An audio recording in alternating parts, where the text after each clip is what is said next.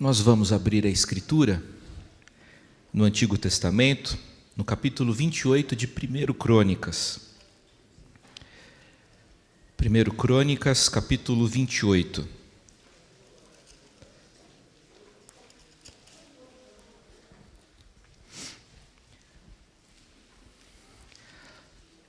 Nossa conversa nessa manhã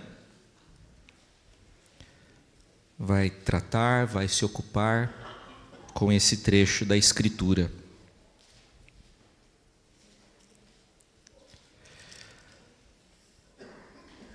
Nós já conversamos bastante aqui sobre a vida de Davi, um homem que jamais desistiu de Deus e Deus jamais desistiu dele. Já conversamos sobre esse texto e eu queria propor mais uma reflexão a respeito desse trecho a partir de outras perspectivas, apresentando novas lições que a gente pode e deve aprender com essa passagem. 1 Crônicas, capítulo 28. Então, Davi convocou para Jerusalém todos os príncipes de Israel, os príncipes das tribos, os capitães dos turnos que serviam o rei, os capitães de 1000 e os de 100, os administradores de toda a fazenda e possessões do rei e de seus filhos, como também os oficiais, os poderosos e todo homem valente. Pôs-se o rei Davi em pé e disse: Ouvi-me, irmãos meus e povo meu. Era meu propósito de coração edificar uma casa de repouso para a arca da aliança do Senhor e para o estrado dos pés do nosso Deus. E eu tinha feito preparo para a edificar. Porém, Deus me disse: Não edificarás casa ao meu nome, porque és homem de guerra e derramaste muito sangue. O Senhor, Deus de Israel, me escolheu de toda a casa de meu pai, para que eternamente fosse eu rei sobre Israel, porque a Judá escolheu por príncipe, e a casa de meu pai na casa de Judá, e entre os filhos de meu pai se agradou de mim, para me fazer rei sobre todo Israel. E de todos os meus filhos, porque muitos filhos me deu o Senhor, escolheu ele a Salomão, para se assentar no trono do reino do Senhor sobre Israel. E me disse: Teu filho Salomão é quem edificará a minha casa e os meus átrios, porque eu escolhi para filho e eu lhe serei por pai. Estabelecerei o seu reino para sempre, se perseverar ele em cumprir os meus mandamentos e os meus juízos, como até ao dia de hoje. Agora, pois, perante todo Israel, a congregação do Senhor, e perante o nosso Deus que me ouve, eu vos digo: guardai todos os mandamentos do Senhor vosso Deus, e empenhai-vos por eles, para que possuais desta boa terra, e a deixeis como herança a vossos filhos para sempre. Tu, meu filho Salomão, conhece o Deus de teu pai, e serve-o de coração íntegro e alma voluntária, porque o Senhor esquadrinha todos os corações, e penetra todos os desígnios do pensamento. Se o buscares, ele deixará achar-se por ti. Se o deixares, ele te rejeitará para sempre. Agora, pois, atende a tudo, porque o Senhor te escolheu para edificares casa para o santuário. Sê forte e faze a obra. Todo indivíduo tem um propósito na vida. Toda pessoa tem uma missão. Toda pessoa tem um papel a desempenhar na história. É uma tragédia, uma grande tragédia, quando uma pessoa vive e morre sem encontrar o seu propósito. Todos os homens morrem, mas nem todos os homens de fato vivem. Você precisa encontrar o seu propósito, ser fiel a Deus e desempenhar a sua missão com fidelidade. O grande propósito de Deus para a vida de Davi foi ele servi-lo como rei de Israel e como protetor da justiça ali. Em 1 Crônicas, capítulo 28, nós encontramos reflexões tardias de Davi acerca de sua vida, acerca de sonhos e planos não executados e realizados. E encontramos também o registro de uma conversa muito íntima, muito profunda, entre Davi e seu filho Salomão. Para compreendermos melhor esse texto que está em nossas mãos, é preciso considerarmos que o autor do livro das Crônicas, chamado de cronista, empreendeu grande obra quando escreveu esses livros, que tem como objetivo contar ou recontar, revisar a história de Israel, especialmente da tribo do sul, especialmente de Judá. O fato é que, na medida em que o público do cronista estava tão distanciado quanto ele próprio dos eventos que retrata, o autor dispunha de considerável espaço para arranjar os fatos e alinhar a sua apresentação. Isso explica as muitas diferenças entre os livros de Reis e Crônicas. Só que o importante mesmo não é ressaltar as diferenças, as divergências, mas sim registrar que esses livros convivem muito bem no cânon bíblico há milhares de anos. Quem conta essa história para a gente, o cronista, não é irresponsável, tampouco alguém dedicado a falsear a verdade. Na verdade, o que ele faz é ajustar, aplicar o texto bíblico à realidade dos seus leitores. O texto apresenta para a gente importantes lições para a vida. E eu quero compartilhar com vocês 3 princípios que a gente pode e deve aprender. O primeiro deles é o seguinte: se concentre nas bênçãos. Consegue repetir comigo? Se concentre nas bênçãos. Não se concentre Deixa eu começar de novo. Não se concentre no que não deu certo. Não se concentre naquilo que falhou. Não se concentre naquilo que você perdeu. Não se concentre naquilo que você não ganhou. Se concentre nas bênçãos. Davi fez isso. Davi se concentrou no sim em vez do não. Davi foi um grande homem, isso é indiscutível, isso é senso comum. Entretanto, até mesmo os grandes não realizam tudo o que desejam, não conquistam tudo o que almejam. O grande sonho de Davi, gente, era construir um templo para o Senhor. Davi tinha esse sonho, tinha esse desejo santo no coração. Que ambição bonita, que projeto louvável, construir uma igreja, top demais, santo demais, um sonho legal. Entretanto, o desejo de Davi não era o desejo de Deus para Davi. O texto participa-nos de que após 40 anos de serviço fiel como monarca de Israel, Davi, já velhinho, imagine aí a cena na sua mente. Davi, já velhinho, se levanta diante do seu povo, que está todo reunido em virtude de sua convocação prévia. O povo está em silêncio e interessado em ouvir as palavras finais do seu rei. Davi dirige ao povo aquelas palavras que a gente encontra nos versos 2 e 3. Gente, era meu propósito de coração edificar uma casa para o Senhor, porém Deus me disse: não edificarás casa ao meu nome. Toda pessoa tem sonhos, não é mesmo? Ou deveria ter. Todas as pessoas têm desejos, todos temos esperança de chegarmos no final da nossa vida tendo realizado algumas coisas e possuindo algo. Davi tinha um sonho lícito, um sonho bonito. E Deus disse não para ele. E como é que Davi lidou com o não de Deus? Ele alcança a velhice rabugento, sabe aquele velhinho rabugento?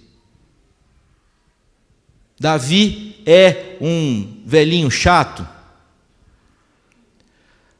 Não, porque Davi não amargou, Davi amadureceu. Na vida você só tem duas escolhas: ou você amadurece ou você amarga. Nós só temos essas duas escolhas. Ou você se torna uma pessoa lapidada pelo Senhor, ou você vai se tornar um indivíduo reclamão. Davi alcança a velhice e dá evidências de maturidade, porque ele se concentra no sim em vez do não. Davi é exemplo de uma resignação santa, sábia e madura. O não de Deus, meus irmãos, nos lembra de que nós não somos deuses e de que o paraíso não é aqui. É por isso que ouvirmos não de Deus é tão didático, é tão educativo. Davi prossegue em seu pronunciamento declarando aquilo que lemos no verso 4. O Senhor Deus de Israel me escolheu de toda a casa de meu pai para que eu fosse rei. Então, em vez de se concentrar no sonho que não foi autorizado pelo Senhor, em vez de se concentrar no sonho que não foi realizado, Davi se concentra naquilo que Deus lhe permitiu viver e experimentar. Não construí o templo, mas sei que meu papel em Israel como rei foi importante e fundamental para a história da nação. Em vez de lamentar pelo que não pôde fazer, Davi celebra e dá evidências de gratidão ao Senhor por tudo quanto ele pôde realizar em sua vida. Não se concentre no que você não alcançou. Não se concentre no que você acha que perdeu. Não se concentre no que você deixou de ganhar. Se concentre em Deus. Se apegue à verdade bíblica de que a vontade de Deus é boa, perfeita e agradável. Se concentre na verdade bíblica de que Deus tem o melhor para você.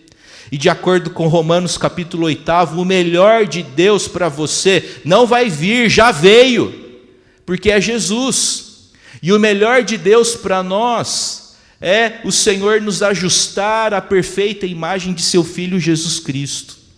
Então o melhor de Deus para você não é o que você deseja.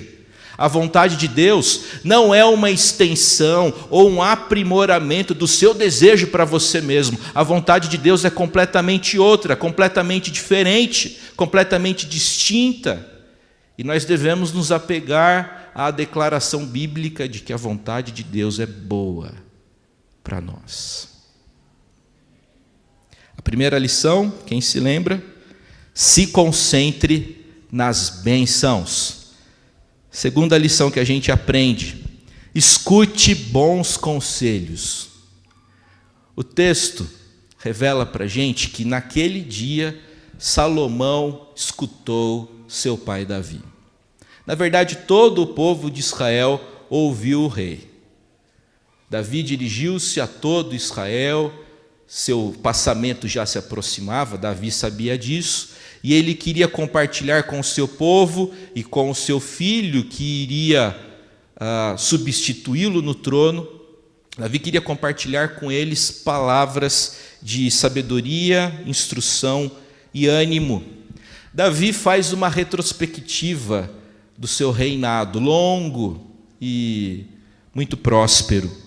E Davi oferece para seu filho Salomão diversos bons conselhos. É importante a gente ouvir conselhos, desde que sejam bons.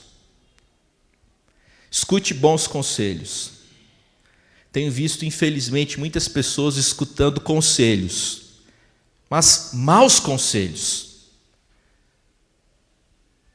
Não confie no conselho de um ímpio. Não confie no conselho de alguém que não é dirigido pela palavra de Deus. Escute bons conselhos. E quais são os bons conselhos de Davi para seu filho? Primeiro deles, meu filho Salomão, guardai todos os mandamentos. Davi diz para seu filho Salomão, meu filho, guarde não apenas alguns mandamentos, não apenas aqueles que você gosta. Guarde todos os mandamentos. Essas palavras, na verdade, gente, fazem alusão à comissão de Deus dada a Josué, depois do falecimento de Moisés. O cronista, anteriormente, já apresentou um paralelo entre Josué e Salomão. Assim como Josué teve a missão de dar continuidade ao trabalho, ao labor, à liderança de Moisés, Salomão terá a responsabilidade de dar continuidade ao trabalho e ao ministério de Davi. Então Davi diz para seu filho, o encoraja, meu filho, guarde os mandamentos. Davi não diz para Salomão, guarde dinheiro.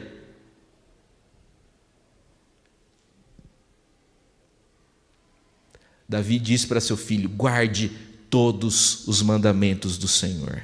Davi prossegue, conhece o Deus de teu pai.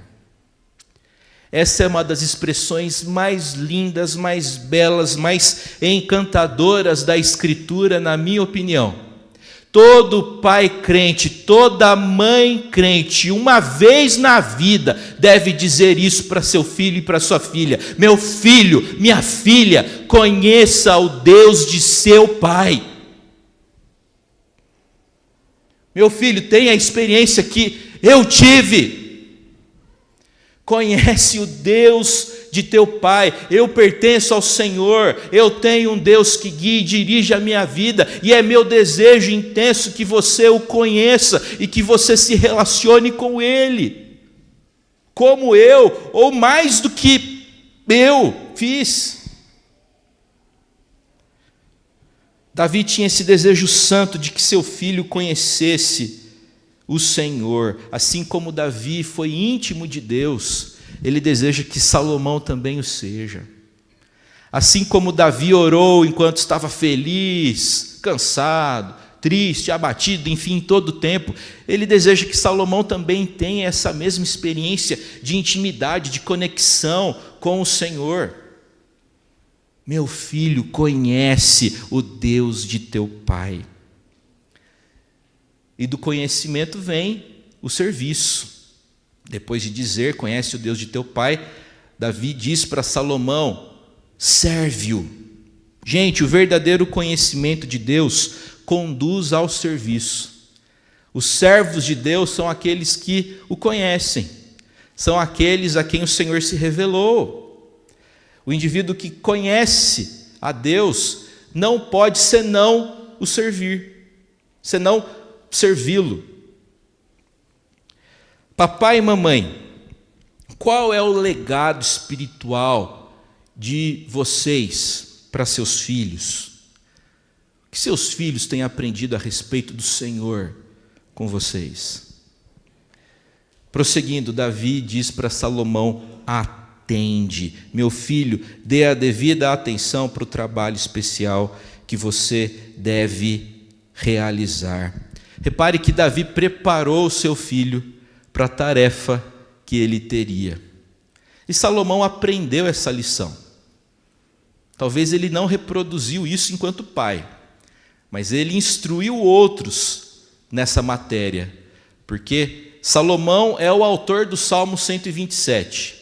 E no Salmo 127 nós lemos, como flechas nas mãos do guerreiro, assim são os filhos. A ideia do texto é que o pai, como um arqueiro, lança seu filho para o lugar certo. Davi está fazendo isso com Salomão. Atende à vontade de Deus para a sua vida, meu filho. O quinto e sexto imperativos estão estreitamente relacionados com as palavras de Davi a seu filho: sê forte e faze a obra. Davi sabe que a vida não é fácil. Aliás, a sua vida não foi fácil. e ele prepara seu filho para as dificuldades. E ele diz: meu filho, seja forte, não seja fraco, não seja frouxo. Dificuldades virão, seguramente, conte com isso. Mas seja forte, realize aquilo que você precisa realizar. Não abandone os projetos, não deixe as coisas pelo caminho. Seja forte e faze a obra. Pais crentes devem ensinar seus filhos a serem fortes e a não desistirem facilmente. Eles precisam do nosso estímulo, eles precisam do nosso encorajamento. Segunda lição, qual é? Escute bons conselhos. Terceira e última lição, lição para a vida. Preste atenção e guarde isso na sua mente e no seu coração. Nunca é tarde demais para deixar de errar e começar a acertar.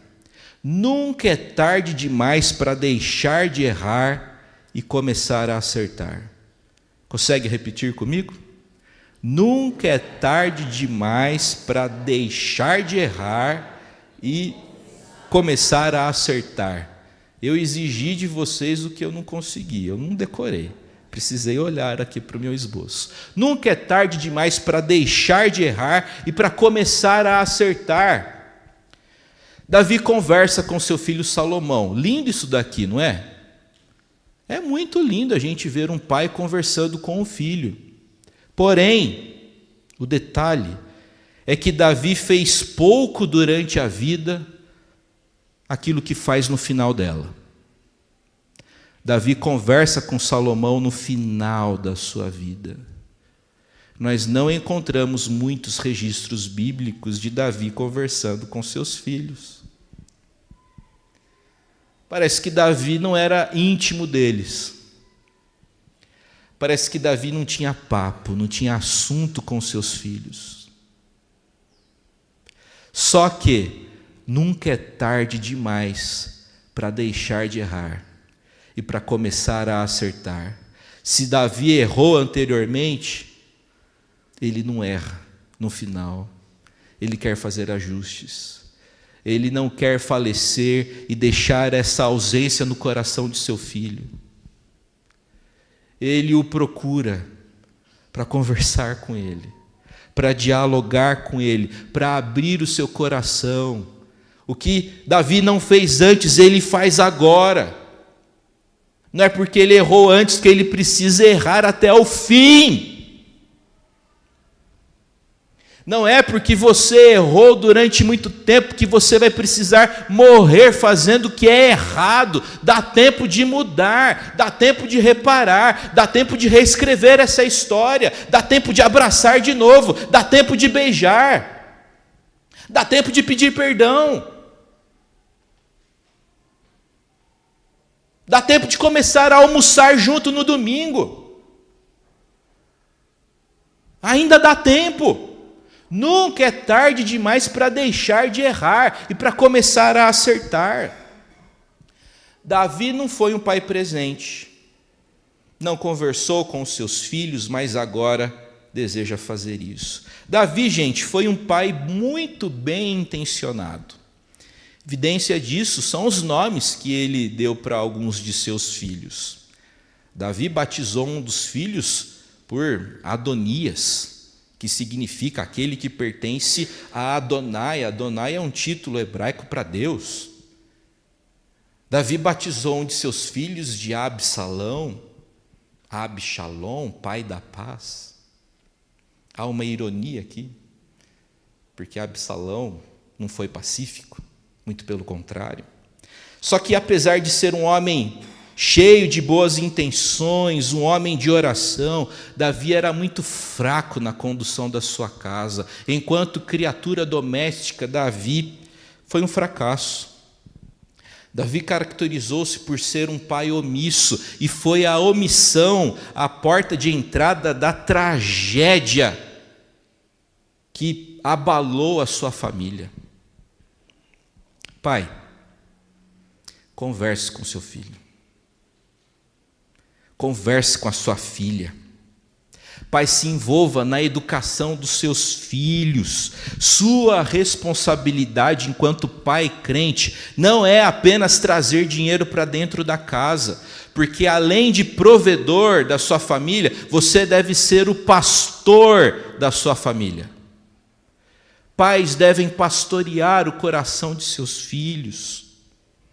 O pai crente não tem a responsabilidade de dar para o filho tênis Vans, roupas da Nike, viagem para Disney. Se conseguir, legal, bom para você e para os seus filhos, né? Mas o pai crente não tem essa responsabilidade de matricular o filho na escola mais cara. Se puder, ótimo, mas não é essa a sua obrigação.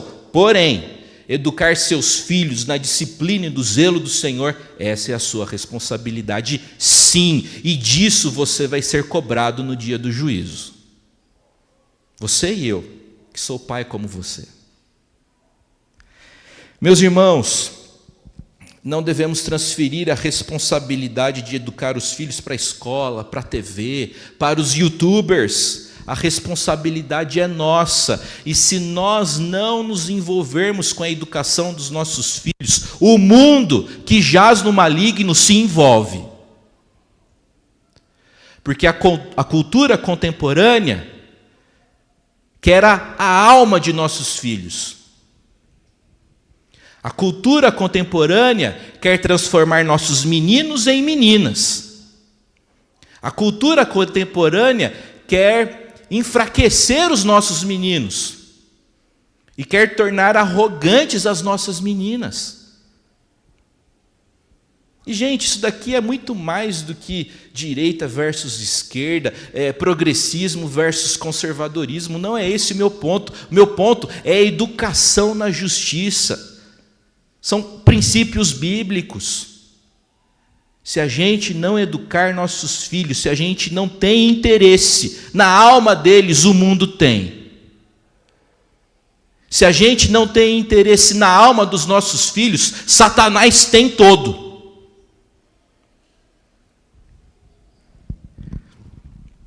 Ainda dentro desse tópico da importância do bom relacionamento entre pais e filhos, destaco a importância daquilo que vou chamar, não há novidade no termo, mas talvez há novidade no emprego dele, daquilo que eu vou chamar de diversificação. No universo do dinheiro, no universo dos investimentos, diversificação é uma palavra comum, não é verdade?